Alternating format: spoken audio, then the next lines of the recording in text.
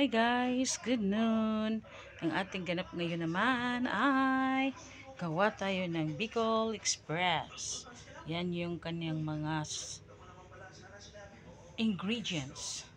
Pork, karni, gata, at saka yung mga panakot niya, sangkap niya. At hindi natin makakalimutan ilagay ang uyap or alamang. Ayan. Magluto tayo ngayon guys ng Bicol Express. Yan guys ang ating ingredients sa ating gawin na Bicol Express. So, see you guys! So, first nating gagawin is painitin natin yung pan para malagyan ng oil. At makagisa na tayo ng mga panakot niya. Yan guys.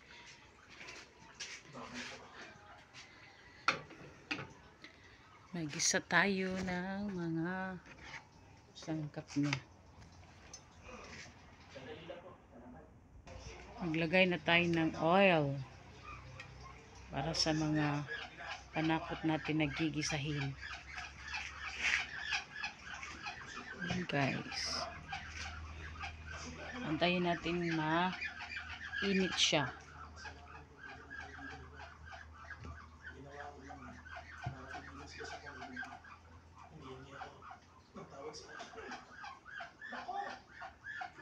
So mainit na, ayan, lagay na natin yung ating mga panakot.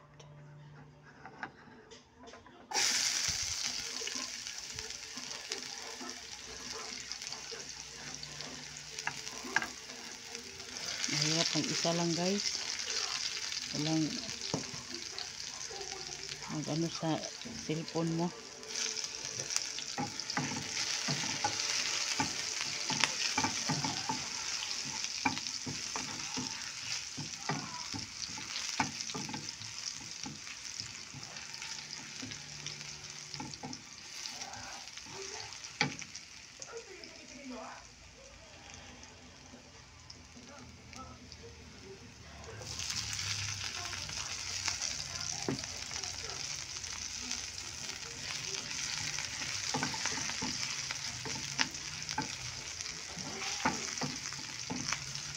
Tayo natin maluto lahat guys, yung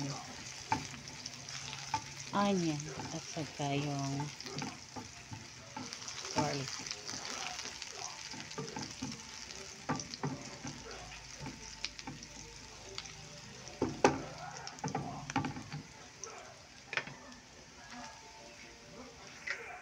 Lunod na natin yung karni.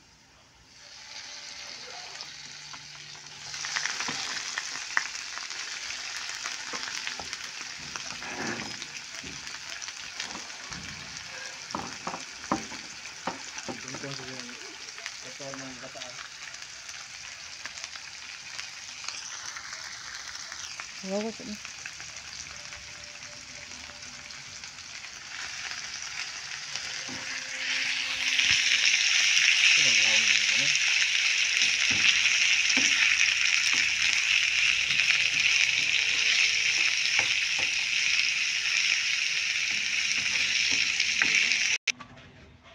And guys, nalunod na yung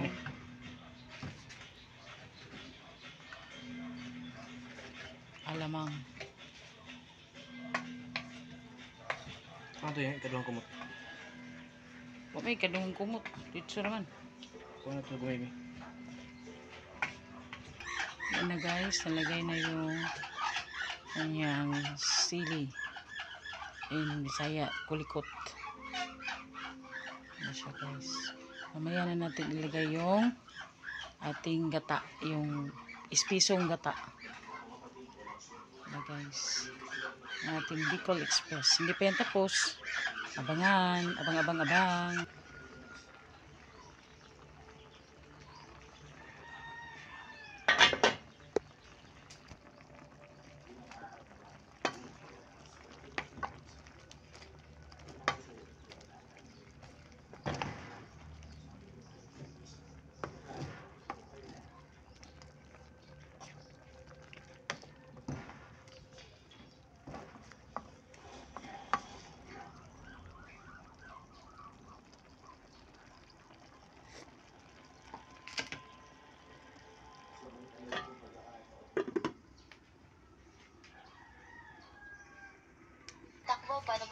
kasi malawak na tatakbo niya at simentado pa.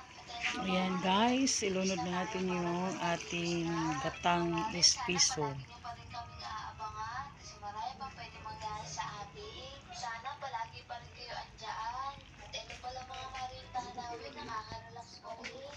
Kaya naman, para pa rin tayo nasa bukid at hindi natin masyadong mamiss ang bukid. Mga marin, sobrang lapit lang talaga nito sa atin. Kaya anytime na gusto natin umuwi, makaka-uwi tayo. At ito nga si Mama, nakaupo pa at kumakain pa nga. At ito pamangkin ko, tuwang-tuwa nga. Yun na lang. Nakakatuwa lang at makakatulong na si Mama ng Ayan guys, tapos na ang ating Bicol Express. Ayan guys. Tapos may nagbigay din sa amin ng munggo at nagbili kami ng dinuguan kanina. Ayan guys. Kain po tayo ng pananghalian. Thank you for watching.